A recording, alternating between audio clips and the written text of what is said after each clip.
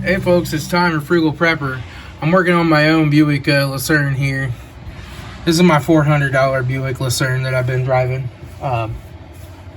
She's had a few issues. She's got an oil leak starting over by the timing cover now too, but I was trying to fix this transmission leak because it's gotten worse and worse, and now I'm putting like, $30 or $40 worth of transmission fluid in this thing every week, right? As she's been leaking out this output shaft seal. And so I thought, well, it needs an output shaft seal. That's no big deal.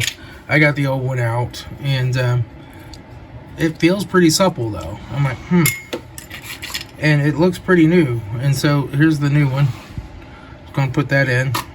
But I ran into an issue when first of all, I had a heck of a time getting this axle out. I actually had to go down to Harbor Freight and buy me an indexing pry bar to get this thing to pop out. It just did not want to pop out. So I finally got it to pop out, and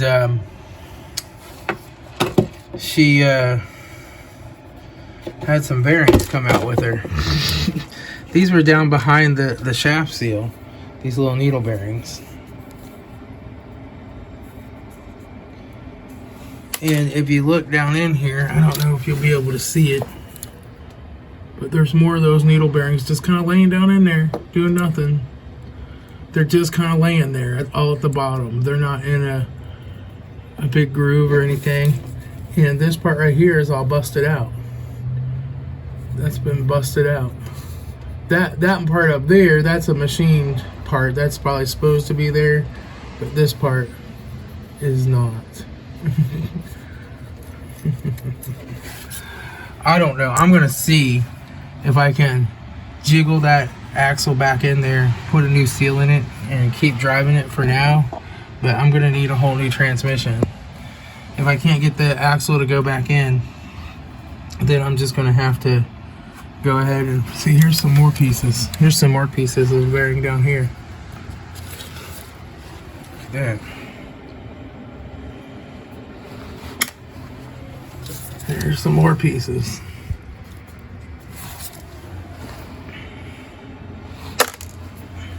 And some more pieces.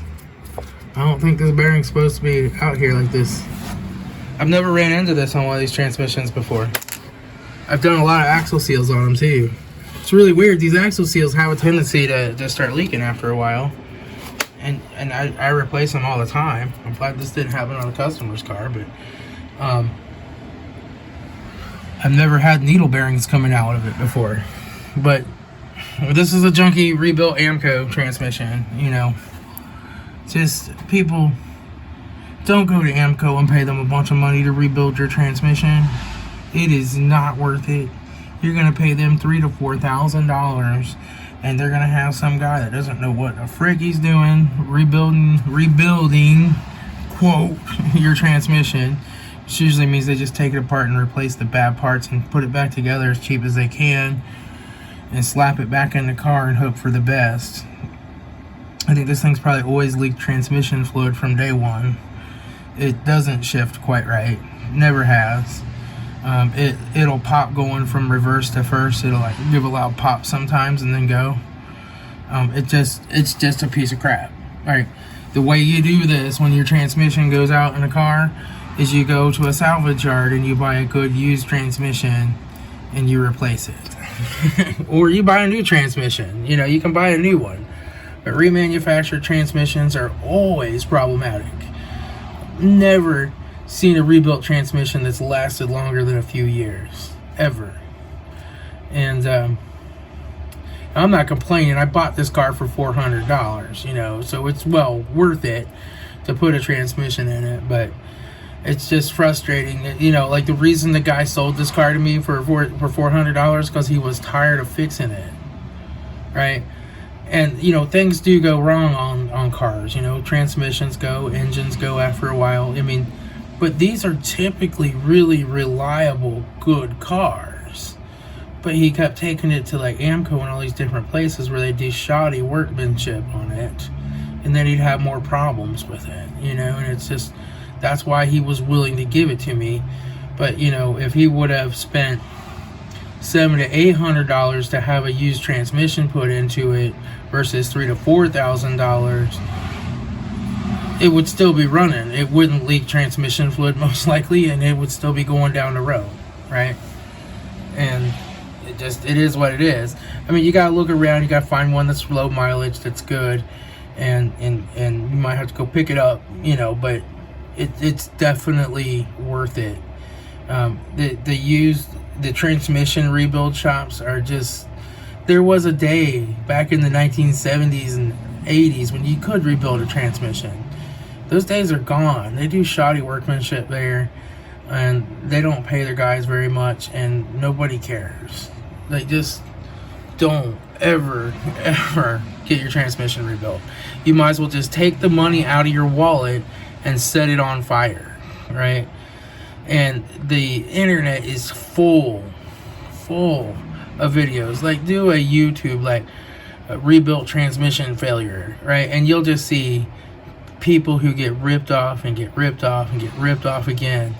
And, you know, like, the transmissions never work right? It's just not worth it. I mean, there are some guys out there that can rebuild transmissions and do really good work, but you're going to pay for that, and it's much cheaper if it's just a daily driver vehicle and you're not building a race car. Much cheaper to just go get a good used transmission from a salvage yard, preferably out of one that's been wrecked, or, you know, one that's got blown engine or something like that too. But, you know, all right, well, this sucks. I'm gonna see if I can't put it back together enough to be able to drive it around a little bit, and we'll see what happens. I'll talk to y'all later. This is Tom, the Frugal Prepper. Alright, I got the new seal on it. Got the axle to slide back in. I had to keep wiggling it around, but it finally went in. We'll see how, you know. I have a feeling that seal's wasn't actually bad. It's just the axle has too much up and down play in it, and it's moving, and that's letting the oil come out. But take it out and drive it around and see what it does, and start looking for a good used transmission for this guy. What I'm gonna have to do. Man. I'm glad I at least got it to go back together. Now I can put this axle back in the hub and set this thing back up here and put the strut bolts in it, and at least get it to roll on its own. So even if I don't drive it, I can at least move it around and get it out of the garage, you know. So, yep. Hunky dory. I'll talk to y'all later. It's time for Frugal Prepper.